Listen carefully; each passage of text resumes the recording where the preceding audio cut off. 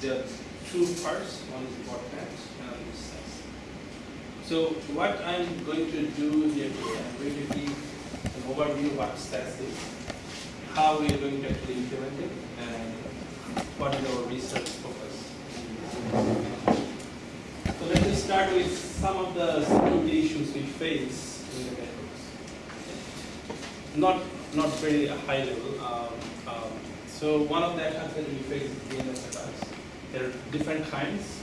One is domain hijacking. So I think many of you already know this. So you can change DNS address in the IP address of the DNS or subdomain or domain without even knowing the original owner of the domain. Then you can potentially get sensitive information from it. Another is cross-site scripting. You can divert a web user to different website and collect information. That is one of the tasks. Another common attack we face is man-in-the-middle attack. This is also a very common attack. So this is a man in the middle who poses between sender and the receiver for any network, and it actually passes the communication, but it also captures the information. Right? So these are two attacks. Another attack we see is IP spoofing. So this is I think one of the most used attacks by attackers. It's used for DOS attacks, denial of services.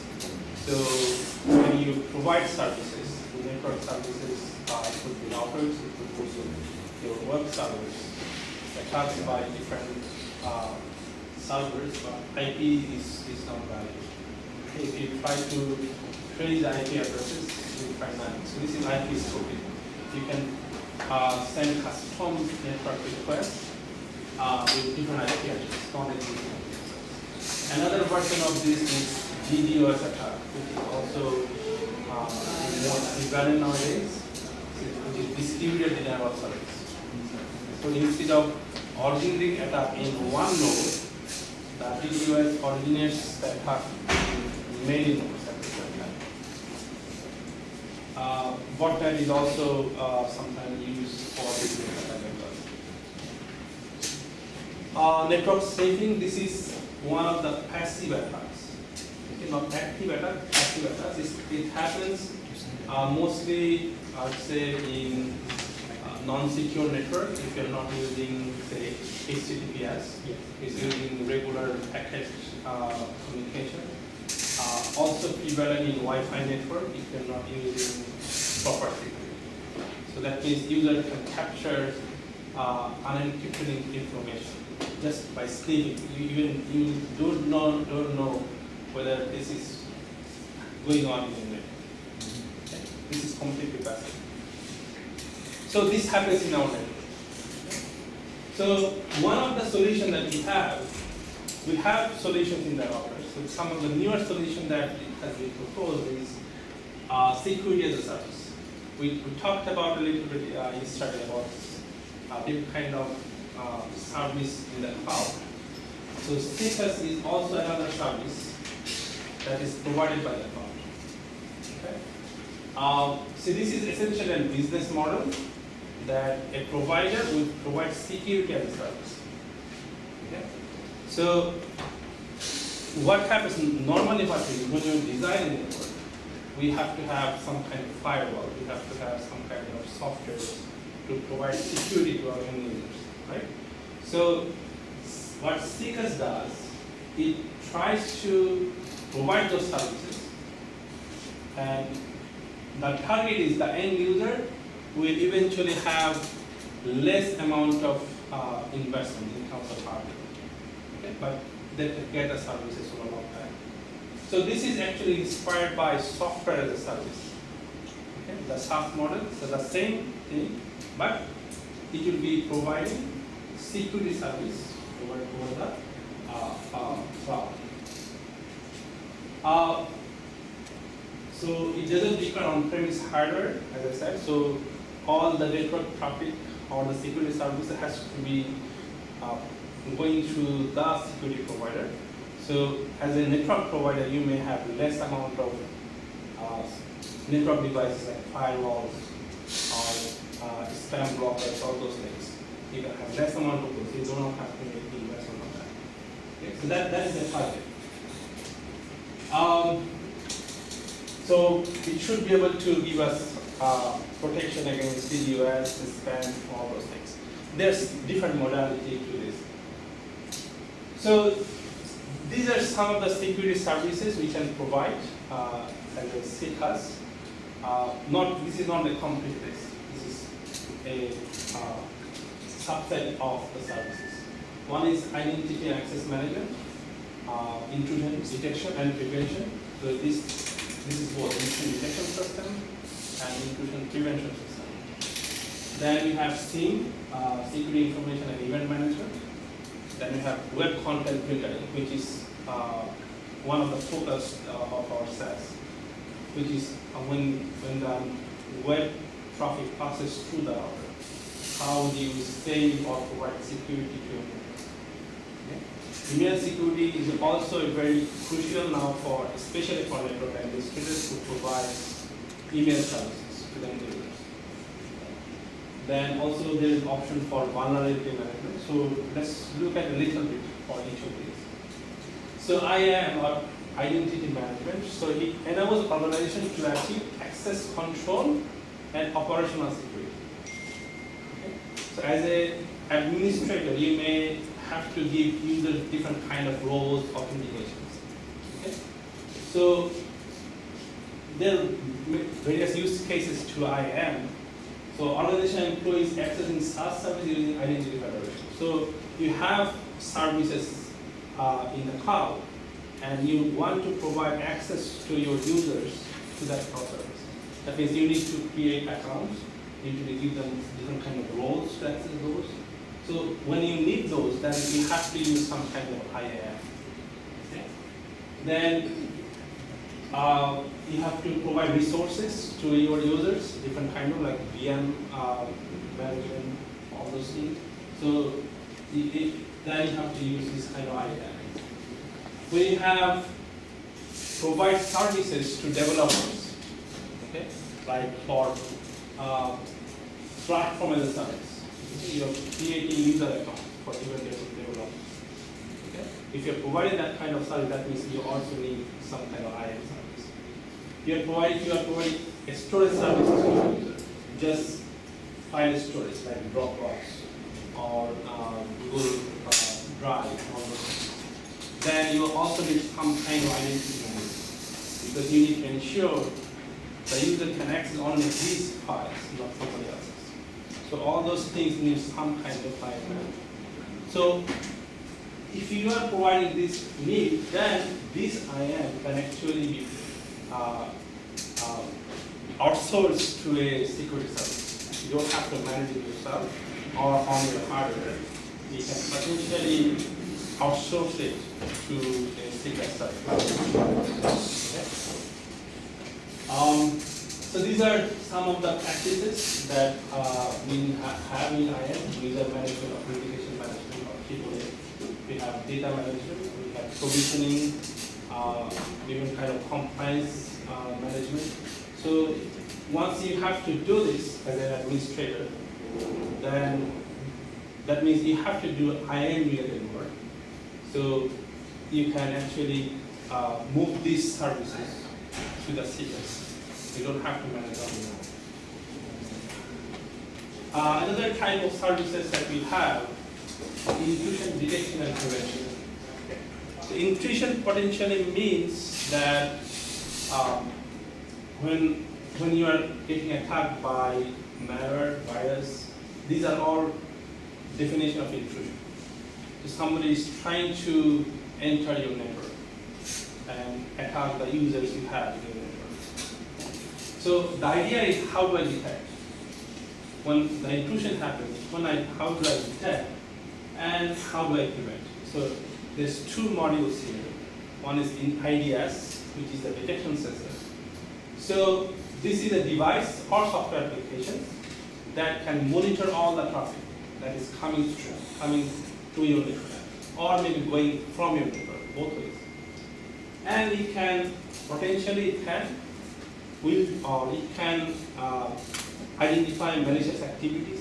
It can identify malwares, viruses that come in. Okay? So that is the main objective of the IDP. They want to detect. There are different methods that IDP can use. One is signature based. This is mostly common. This is also used by different kind of antivirus programs. So signature means you have historical information. This was a virus. You already know it. So you know the signature. This is what a virus looks like, or this is what this particular malware looks like. So signature means essentially it will match the signature whether this is the same thing. Okay? Another option is anomaly based. Anomaly means not normal, abnormal. Okay? So whenever something is not normal, then you have to think it as an anomaly, as an abnormal thing. Okay? So whatever traffic you are getting, so you have some kind of normality there. Okay? What kind of packets you normally receive, what is the regular bandwidth, all those things. Okay? So whenever that doesn't match, then there could be something going on in the network. Okay? So this is good when you don't have the signature. This is especially when you have a newer attack. There is no signature available as of now, but the attack has started most recently. So sometimes we call it zero-day attack. So this is very new attack. There is no signature available. How do we detect those things? So anomaly is one of the methods that we use to detect those kind of things. Okay? Another option method we use is stateful protocol. So this means you have, whenever we have like TCP or some kind of protocols in network protocol we use, it maintains some kind of state. You're not supposed to get different packets out of order in regular signal. So whenever you are receiving packets or sending packets, it's supposed to maintain different states in your network protocol, network communication. So, but whenever the attack happens, this will not maintain the state because there will be IP spoofing here. So you have frequent network communication cut. You have frequent TCP communication cut. So those kind of things are used in the stateful basis. Okay? So there are many IDP protocols or algorithms, so I cannot go detail into that. So the idea is the network providers, they provide this kind of services. So, and also another, once you can detect, the next thing we can do is prevent. How do we prevent it? Okay, we detected a attack, but the next step is to prevent. How we can prevent it? So there's different ways. Mostly what happens is the scenario is we block that particular sites. We block those network packets, block those packets. Okay. So these two are the basic components of many network services. Okay. So in detection, in many cases, they only can detect that the prevention is sometimes offline. So you cannot do it real time. So once you detect it, then you may have to configure your router to block some IPs, some ports, all those things. And in some cases, some advanced cases, the router can itself be configured, okay, for the prevention. You can block dynamically. So this is a bad packet, I have to block it, or I have to drop it. Okay. So this is another type of services we can provide. Another module is SIM. This is basically a combination of two things. One is security information management, another is security event management. So this comes from the logs. Okay. So in broad terms, if you're working with the network, you know every server, every network, it creates some kind of logs, right? Access logs, error logs, different types of things. And we use those logs to identify different scenarios. Why this is happening? What's the problem there? Okay? Why a packet was dropped? Why the service is not running? So SIEM is basically the log management, okay? But in a more not manual way. It's a more software-centric way. Okay? So you have a bunch of log files, and that has security information, and that has event information, what event occurs in your network. So what it tries to do, it tries to identify new information from there. Okay? It tries to see if something abnormal is going on. Okay? If somebody is trying to access network who does not have access. If whether a user trying to access something is not supposed to do. He does not have permission to do. So you can get this information from the SIEM. And you can use that to enhance your security system. So SIEM aggregates relevant data from multiple sources and sites. You have different log files. It identifies deviations from the normal scenarios, and it will take appropriate action. So when I say appropriate action, it may vary as an administrator what you're going to do. It may depend on your security policies for your organization. Okay? So you may block the user, you may give warning to the user, you may block a particular IP address, all those things. So, but it will give you some additional information about the security.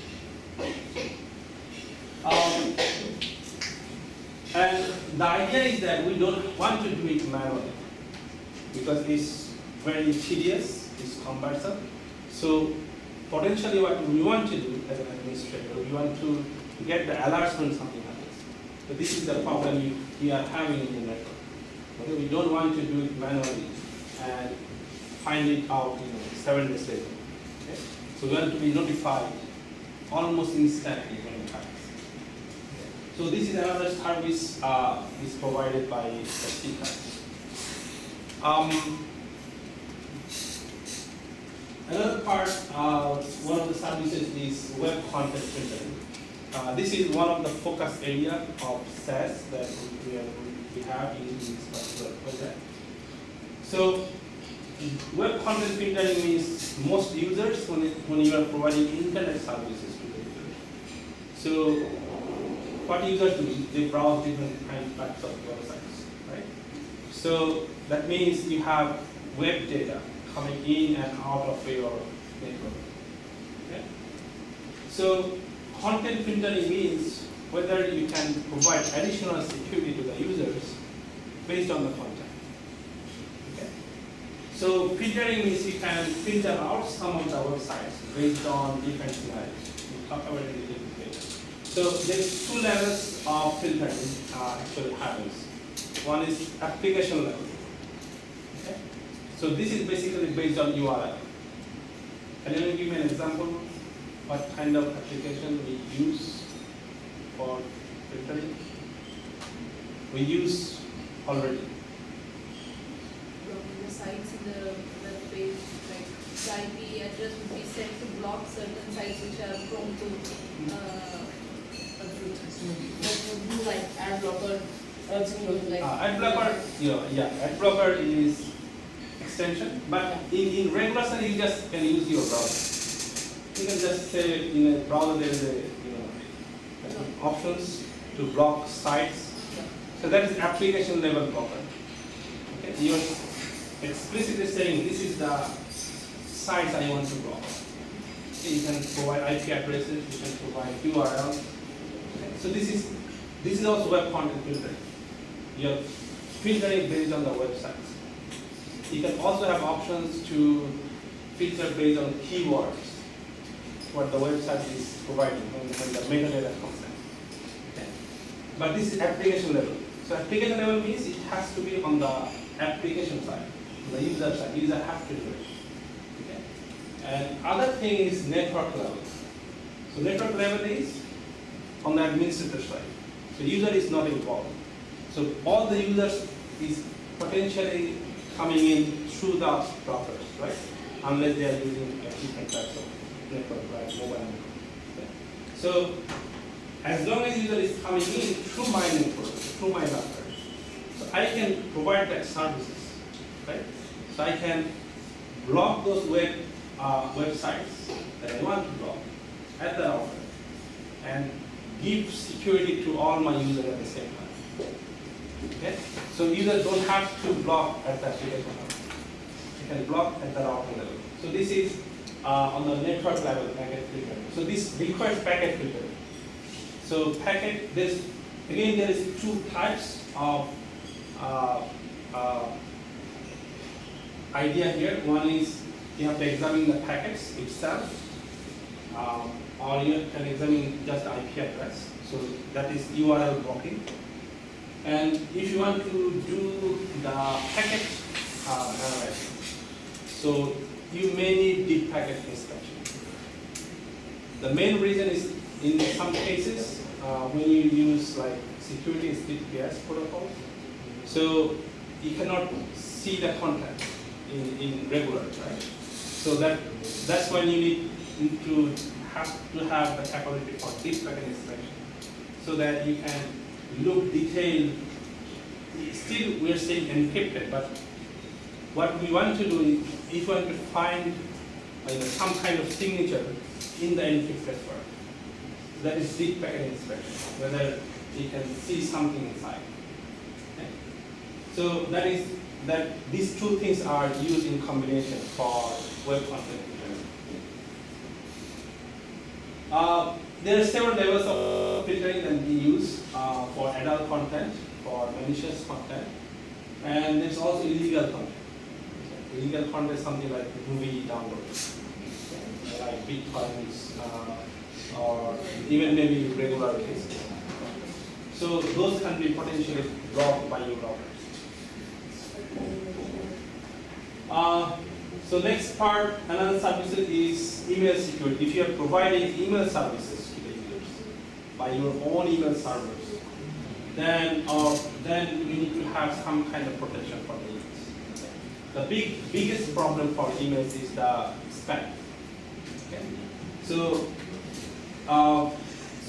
with the spam, it comes massive amount of emails, okay? And mostly what these emails contain is the malware viruses that infects the end user, right? So that's what we want to protect. Okay. So now nowadays what happens, most administrators, they have some kind of filter built in. If you use like open source solutions, there is, I think, options for you have options with postfix. There is different solutions to that. There's also, if you go for business solutions, there is also options for spam filter, but nothing is 100%. So you can purchase those services or hardware, or you can also offload these services to the security seekers, cloud-based security. Okay. So you don't have to have your own hardware to protect your email users. Okay. So that is potentially you can also outsource this kind of thing to the CA. So email security also need to protect against advanced email attacks. So such as ransomware. So recently, I think last year there were several types of ransomware attacks, and that is very, I think, there has not been any solution as of today. Once you are infected, there is no going back unless you have that. Okay. So how do we isolate? So this is one type of attack that you have to isolate before it happens, because there is no solution after it happens.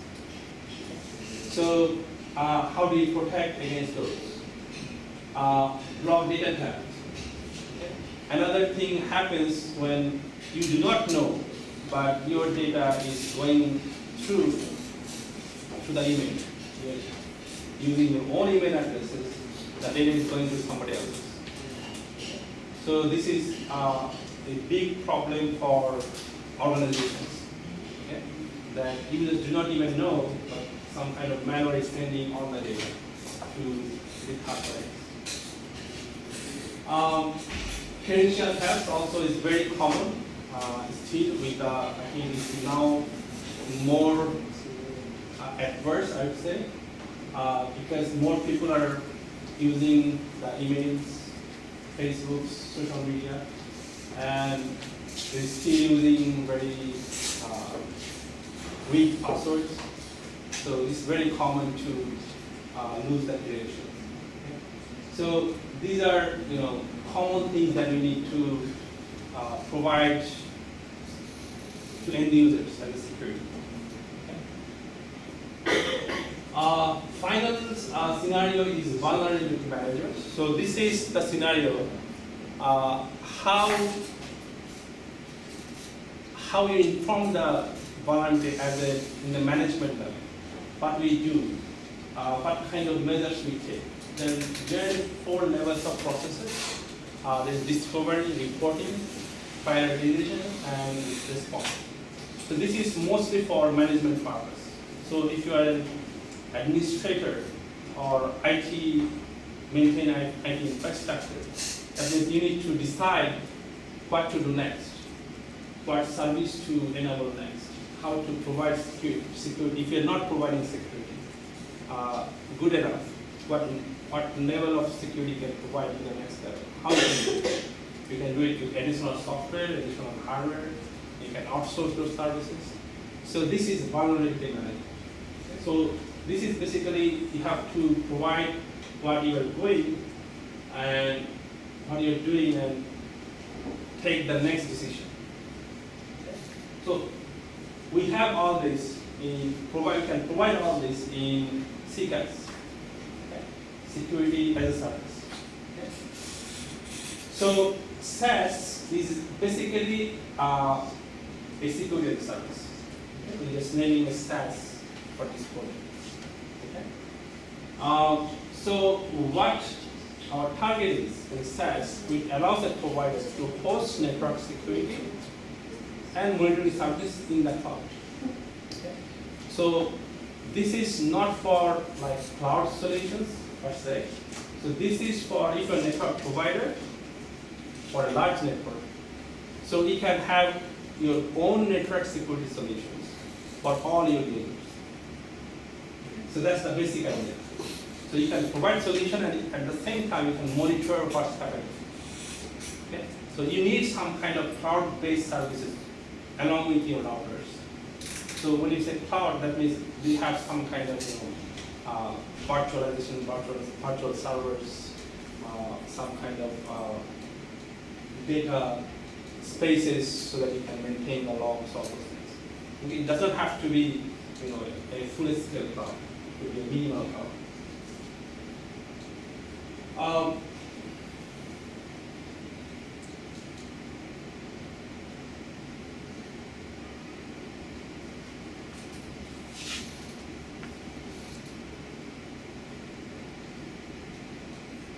Stop. So it should be cost effective because you are doing it centrally. Your end users don't have to do it on their own. Okay? It could be scalable because it has to be scalable because your user, maybe nowadays you have 100 users. 1 year later you may have 10,000 users. Okay? So the system has to be in such a way that it works with large numbers. It requires less maintenance in the sense that you don't have to maintain the end users or end devices. They can maintain the central routers, central management system, so that you don't have to manage the individual system. Also replace on-premise appliances. So nowadays we use different kind of firewalls, spam filters, additional hardware with the routers to provide the security. So if we have this kind of cloud-based security on our own, we can remove those expensive services and make the investment on this side. So that's the basic idea.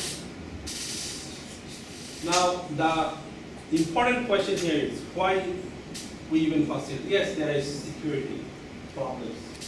And most users use their own antivirus, right? Everyone uses antivirus, some kind of protection in the end network. Okay?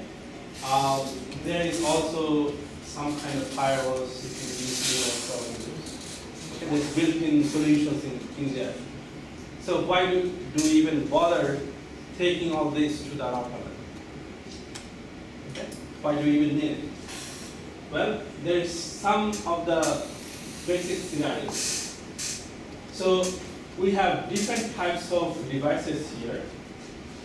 We have mobile phones, desktop, laptops. We have even different kind of IoT devices nowadays, right? All of these are connected. Okay? But the problem is not all devices have the protection. Maybe you have 90%. Still, there are 10% of devices that do not have any protection. Okay? So why this is important? Once one of those 10% devices gets infected, they can potentially infect the others as well. Okay? So that's one problem. Another problem, even if you have protection, in most cases, the system is not updated. So whenever you say, we talk about antivirus or internet security software, you have to update it regularly. Because most of these, as you said, these are signature-based schemes. So there's new viruses coming in, that means there are new signatures. So if you do not update the software, that means you cannot detect those new viruses. They're still behind.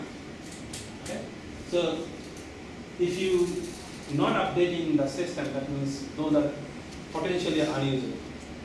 Okay? They will not be providing the security that you want. No protection method is perfect. Okay? So this is just an example. So we have different types of antivirus software. So we have, this is Microsoft, the built-in ones, okay? Which has a score of 8.44. We have, I think this is called Bitdefender, has 9.42, G-Data, 9.52, out of 10. So that means even if you have an updated version, still we may not give you the 100% protection that we want to provide. Okay? So even if the users have some kind of protection at the end level, that means we still have to have some kind of protection at the router level. That will be our first line of defense. This is the new paradigm. Okay? I think this is an example of in our room as well. Okay? You bring our own devices and we connect it to the network. And we do not know how those devices have in the system. They can be already infected. Okay? They can maybe a member of botnet, which may infect the other devices in the network. That means this system can, even if I have a complete good network, I still may have vulnerability because we allow the bio mechanism. And also the mobile services or web services, it is very popular, right? We use Google, Facebook, all those cloud-based services. Okay? And whenever you are connected in any network, you are connected to all these clouds. Okay? So it creates more opportunities for attacks. Once your Facebook gets compromised or your Gmail gets compromised. Okay? That means all the networks that is using these services, all those networks, then they can potentially be attacked due to this type of breaches. Okay? So this is the reality. Okay? Even if we have protection, we can get infected just by simple email, even we do not know about.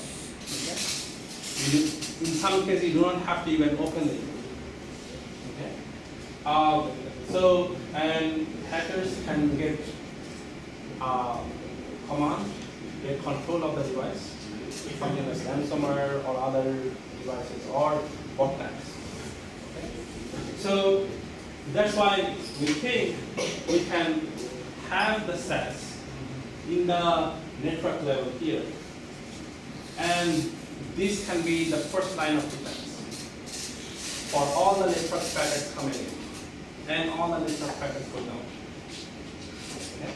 So once you have that, we're not saying that you don't need the protection in any device. You still need those protections because you're connected not only this network, you're also connected to other networks as well. And you take your laptop to your home, it is still connected there. But this can be the first line of defense. So you can filter out many attacks before it even enters the network. Okay? In some cases, it can protect from data going out of your processor. Okay? So that's the basic idea of CESS. Okay? So what we are trying to do, this is what we propose for DCNDS project. So this is the part we have in CESS. We have two parts, as I said. We have a botnet monitoring system that will be in 4 realms. This is, I think this is Philippines, this is Indonesia, this is Malaysia, and this is Bangladesh. But CESS will be in Bangladesh only as a case study. So what we're trying to do, we're trying to deploy CESS as a proof of concept, which will be implemented at DDL in Bangladesh. So the target is all the existing web traffic will be diverted through this CESS. So BTDM now has, I think, more than 3 Gbps of internet service that BTDM provides. There are, I think, more than 30 or 40 institutions that are getting the services through the BTDM, including WET and other universities. Okay.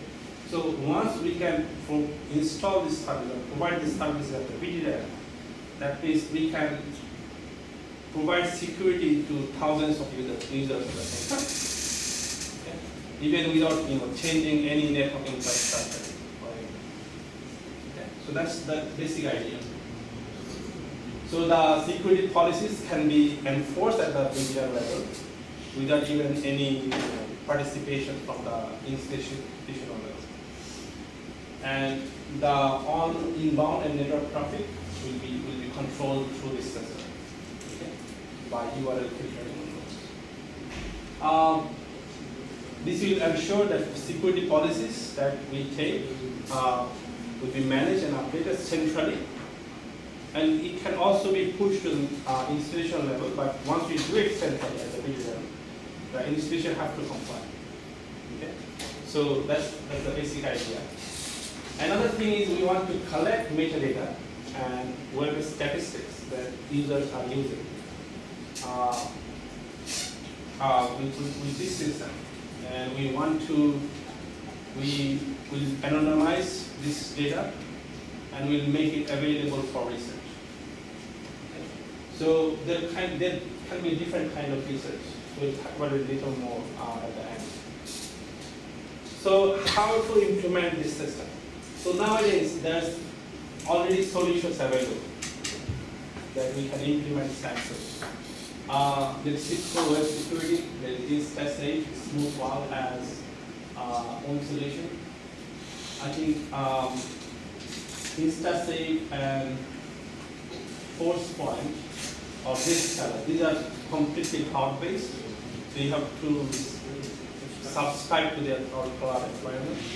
But others, you can use their devices or use their software in your own environment. We can have our own system as well, but that will be too much investment if you want to implement or develop or But we will try some of the things in our research.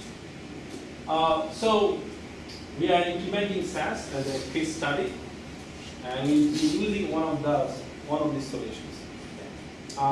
Unfortunately, the purchasing process is not complete yet, so we still try to close that out. But let me give you what the solution actually has.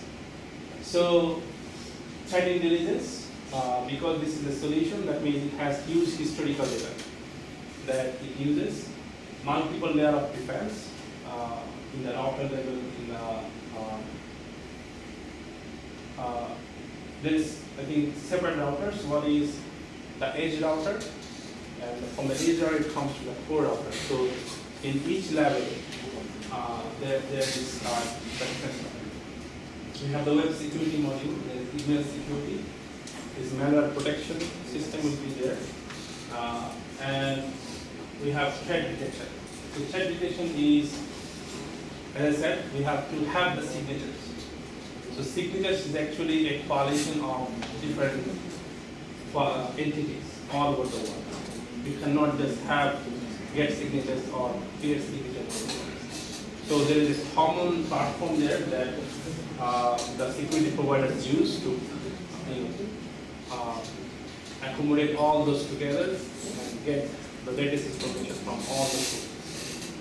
There is also option for data loss prevention. So once if you attack, so that your data is not lost. You have some kind of option for that. And all-in-one solution.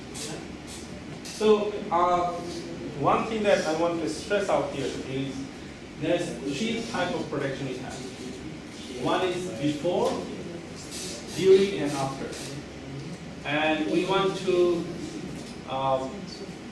do it automatically. We don't want to do it manually. So as an administrator, what do I want to do? Whatever happens, I want some kind of protection at every level. Okay? Before means I'm going to disable it later. So if my system is compromised, I want to determine what the damage has happened. Okay? Who got infected? And how I can remedy that? How can I solve that problem? I want to locate that. This is the computer. These are the computers that has been infected. Okay?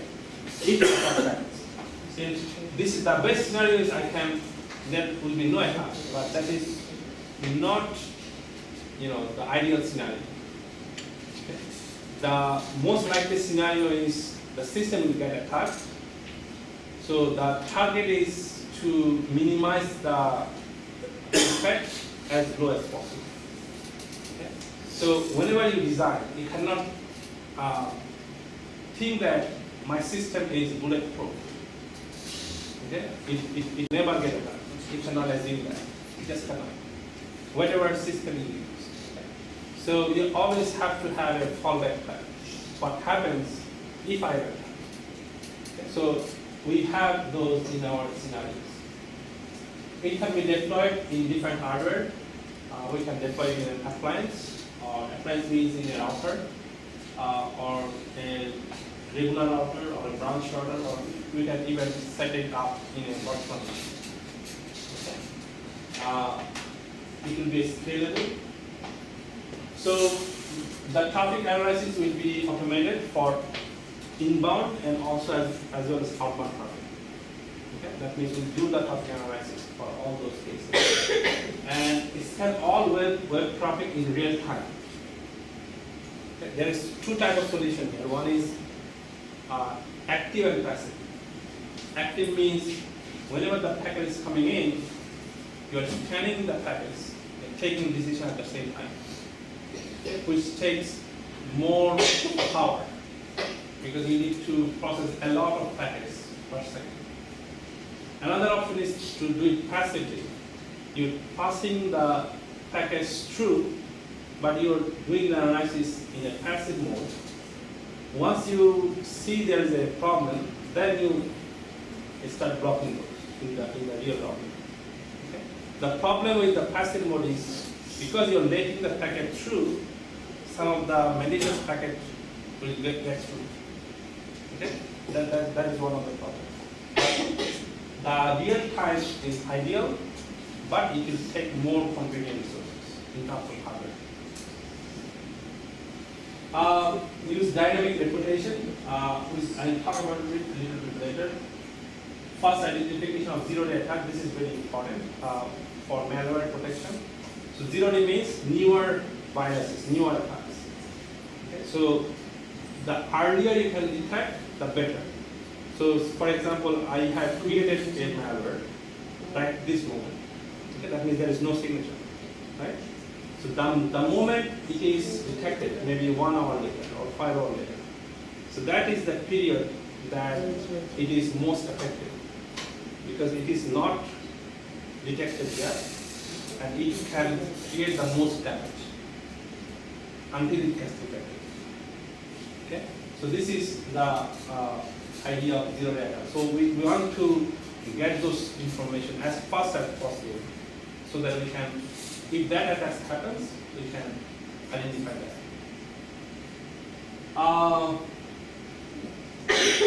This is also the abnormal behavior, or what is it? Anomaly detection. So the same idea here. So we try to identify anomaly. What happens in your data. Let me skip this next. So this is for controls. You want to see as an administrator what is happening. We want to see some kind of dashboard. This is the packet we are going through. This is how many emails is going through my network. Okay. This is in some cases this is also important. For example, in a regular scenario, you have say 500 emails per hour going out of your network. If you suddenly see instead of 500, you're sending 5,000 or 100,000 emails. That means somebody in your network may be infected, which is trying to send spams. Okay? So those kind of monitoring also helps to the network administrator to find out what is the problem inside the network. Okay? So this kind of monitoring also helps to, to update your policies. Okay? What kind of security service you want to update for your company or for your users, all those things. And most of these things can be done automatically, okay, without doing manual works. Okay? You don't have to have 5-10 people looking at this over hours and hours. The software can give you intelligent information, and as an administrator, you can apply those information for your security policies. So let me talk a little bit about the before, during, and after. There's 3 areas. So before means you have to discover, you have to enforce, and you have to harden. Okay? This is basically for signature. We already know there is this attack. And you have to discover that this is the attack that already happened, and how do you protect it? Okay? During means once we have been attacked, the attack is ongoing, and we somehow we know that the first thing that you have to know to detect, you have to know, okay, I am being attacked. That's the first line. So then you have to block somehow. We know this is your attack, then you have to block, you have to defend. Okay? After the attack happens, so we have to know, okay, we have been attacked. Okay? So after means, that means your network is breached on some level, and you could not block those before or during. Okay? So what can we do? We have to identify the scope of the damage. How many users are actually impacted? How many devices are impacted? Then you have to find a scenario how to contain, how to isolate those devices so that they cannot infect the other devices in the system. Okay. Then we have to think about how to remedy those infected devices. Okay. What can you do about those? Okay. This has to be all in your plan when you provide a solution or provide a solution. So what we have in our CESS, we have before the attack, we have global threat data. So as I said, the global threat data is from different organizations. So they collaborate with each other. So data is coming from different firewalls, including prevention system, antivirus systems, web filters, all those things, and then collaborating. And so the main thing is we have to collect those information as fast as possible. Okay. So this is configurable, so it can refresh the data every 3 to 5 minutes. Okay. But it can break it in different intervals as well. This is very important part for our case, web reputation filters. So nowadays we have, when we browse the data, we do it using URLs. Okay? And we can analyze and categorize those URLs, especially the unknown ones, the ones that are very new to the system, not like Google or Facebook. Okay, something completely something else. Okay. So we can define a policy that there is a threshold of the filters, and we can automatically block that falls below the filters or below the threshold. Okay. Now the question is, how do we even know, how do we decide the reputation of a particular URL? So in general, there are different types that we can, different algorithms that we can use. One idea is to use domain owner, why it is posted, time the site was created, what is the type of the site, and there's many other information. How many people have reported it as a bad site or harmful site. So with all those things, we can create a reputation score. Okay. So this is a score means I think we have the next slide. So this could be something like this, -10 to +10. This could be for different algorithms. It could be different scale. Okay. But what we need to know is how the score is collected, how the score is defined. Then, as an administrator, you need to know what is your policy. So if you look at this example, so this is, I think, maybe a -8.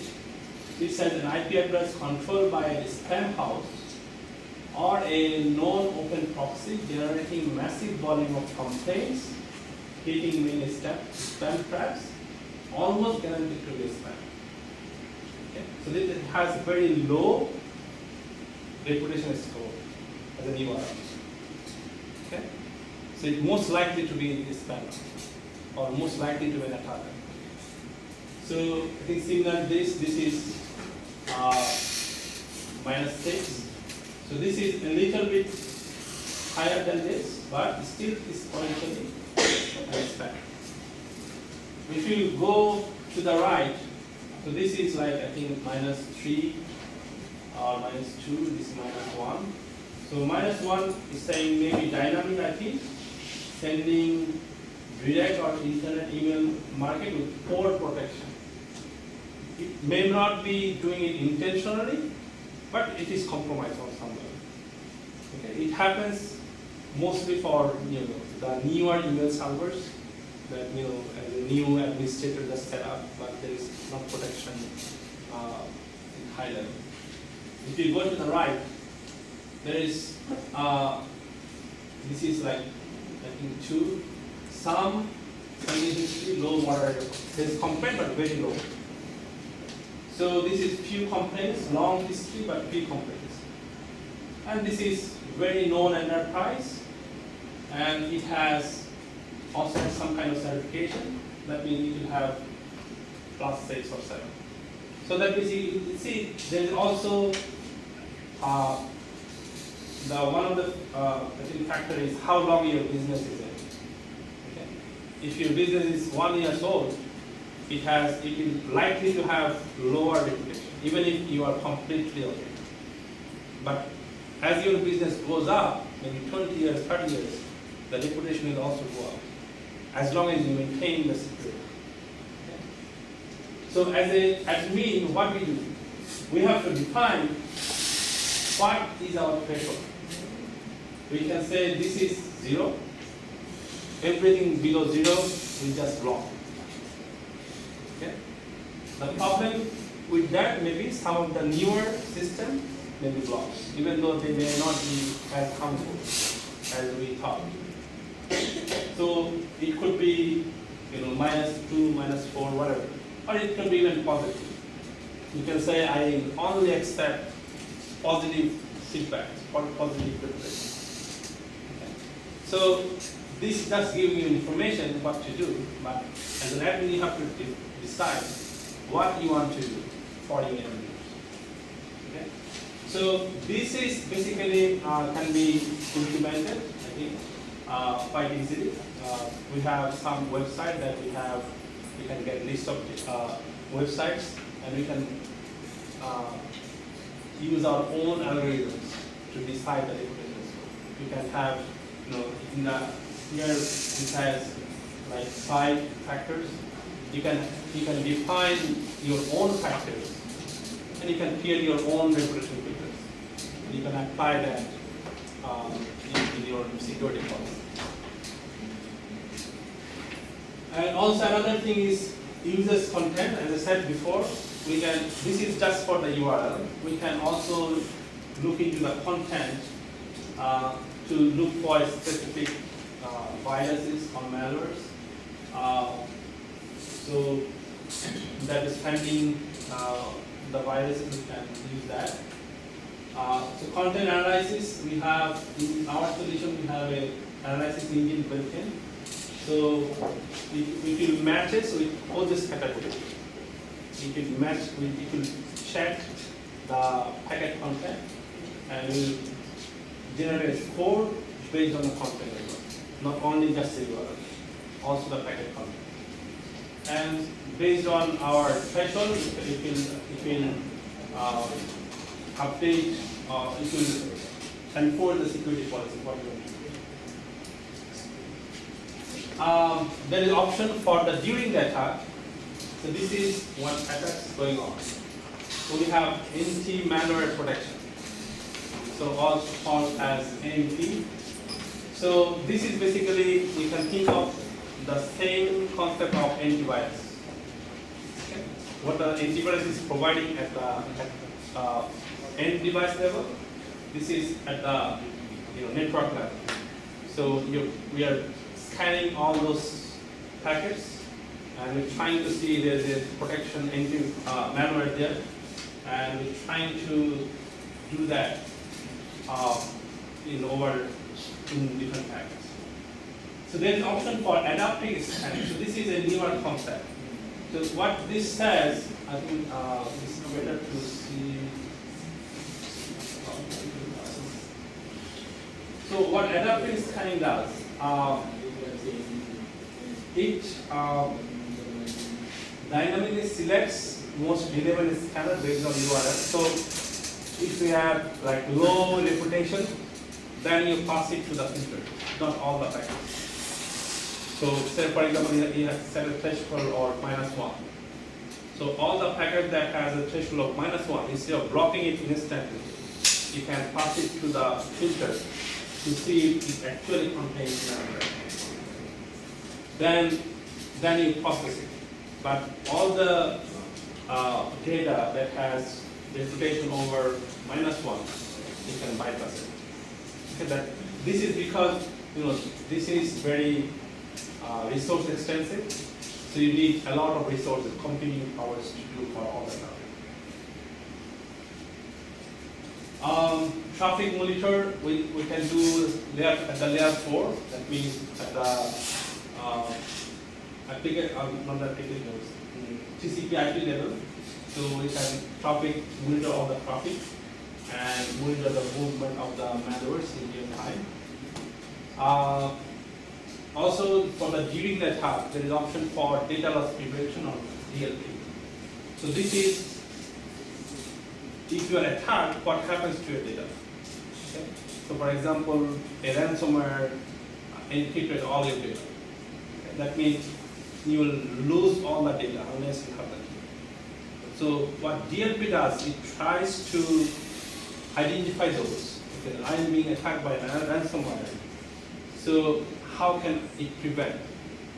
So how can it prevent the data loss that is happening due to this attack? There's different algorithms. So one is context-based rule. I cannot go detailed in there. But the idea is when you are sharing the files or when you are encrypting the files, what more you can do to launch the prevention so that you can have another copy that you can retrieve later on some level. So also there is option for cloud access security. So you can define what security services can be used by the users. Okay? Will you allow the users to use Dropbox, Google Drive, all those things during the attack? Or say when the attack happens, will you allow the user to send data, which may be done by the attacker?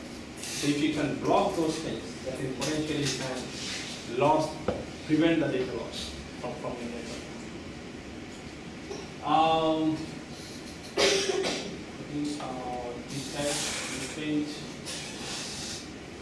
So this is another idea is sandboxing. So this is, I think, also comes from the antivirus system. So the idea is you put the data into a sandbox in an isolated environment, and you try to run it. You try to, as if the packet was, received by an end device, and end user actually opened it. So mimic those things and see what happens. Whether it is a normal packet, if it is a malware, it is supposed to do what a malware is supposed to do. Okay. So sandboxing means this is an isolated environment where you try to see what the malware will do after it is received or clicked by the user. Not manually, but automatically. So the idea is once you do that, that means potentially even for newer malware, you can identify the activity. You can see whether this is an actual malware or is just normal thing. Okay? So sandboxing also available inside this solution. So once you get the if you can identify the malware, we can give the protection. So this is a malware, we can isolate that. You can determine what is the damage it can do. If it already has infected someone, then we can try to remediate those based on its attack vulnerability.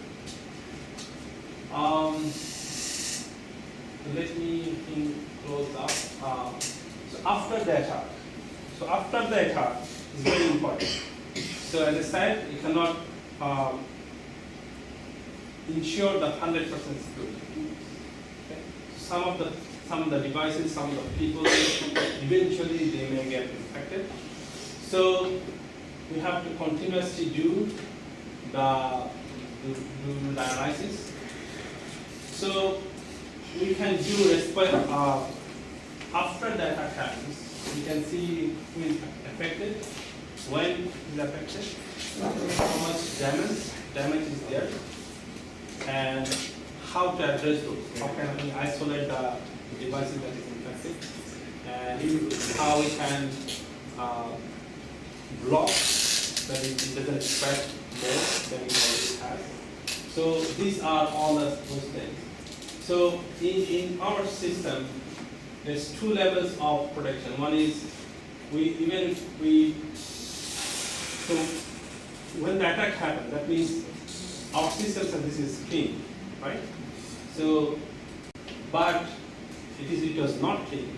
That's why it was able to attack the system. So with continuous monitoring, even after the attack happens, we can check, okay, this was clean that time, but in the second level we can actually identify that.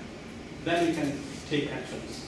Okay, the attack actually happened. It was passed in the first time, but in the next time, or maybe 10 times later, we can start blocking those, and then we can start remediate and recovery. So this is the idea of CTA, or threat analysis.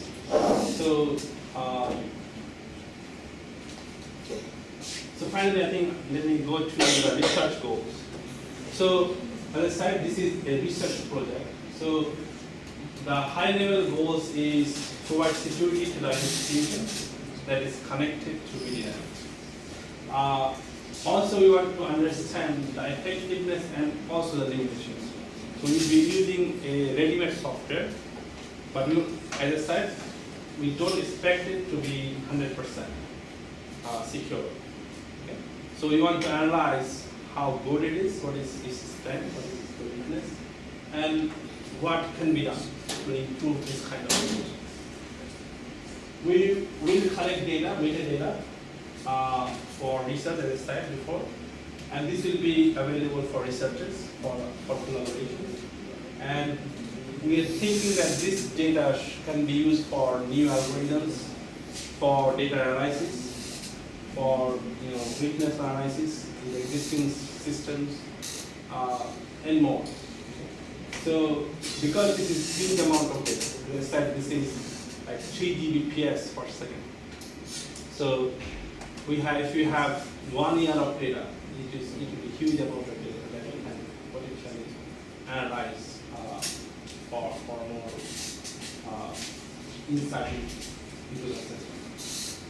We also have a plan to implement a new version of the web verification filters on our own using the information we have from the system. So I guess that's it for me. Any questions? I think we may have 5 to 10 minutes.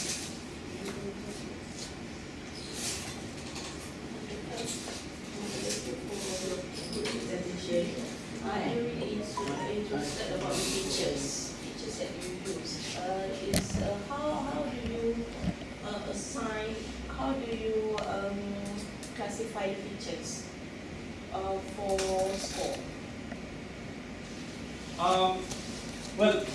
The features that I talked about here, these are all actually already available.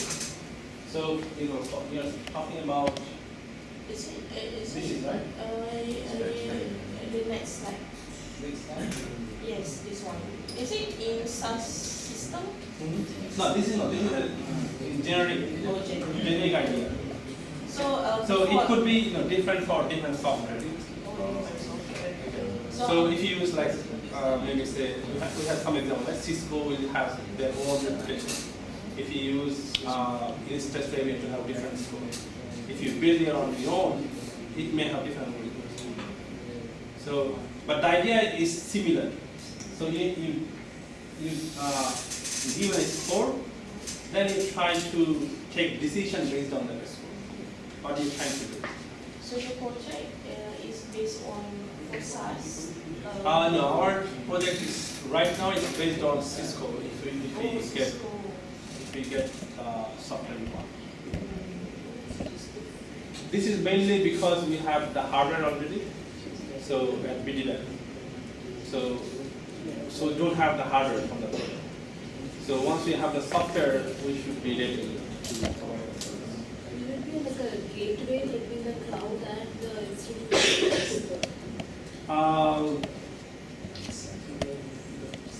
There's two things will happen here. So one is there is a core router. So one thing is they will bypass all the traffic through the CESS. Also they will set up the software in the core router itself. So there will be real-time security as well as packet security from the CESS. So both will be active at the same time. So it will be like application level protocol kind of thing which will be implemented in the device. Yes, so this is their own solution. This can be installed in their own router. So, but we are going to implement it on router as well as in a virtual machine, so that we also know what is happening. So you use it to say take the reverse like Cisco router to apply? For this one, yes, but if you want to say if you have already have routers, then you may not have. So there's options like, say, for example, say for reputation score. So I think there is option. I think there's some open source project as well. So you can have your own running your reputation score, and once you do that, then you can put those filters. Every router has options to filter. Right? You can block IP addresses or URLs. Okay? So then this would be like two things. You run your own reputation filters, then you apply those in your routers. And that can be any router. But there's like two-step process. With this kind of solution, we can do it in the software without even running it.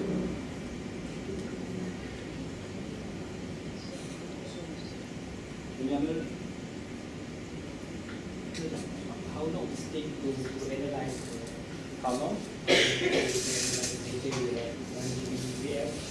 how long does it take? Milliseconds? As far as I know, there is no limitation on the bandwidth. There is, I think, there is some like license for like health, user license, but should not be a problem for us because BDLab has only institutions. They're not directly to the end users of the universities.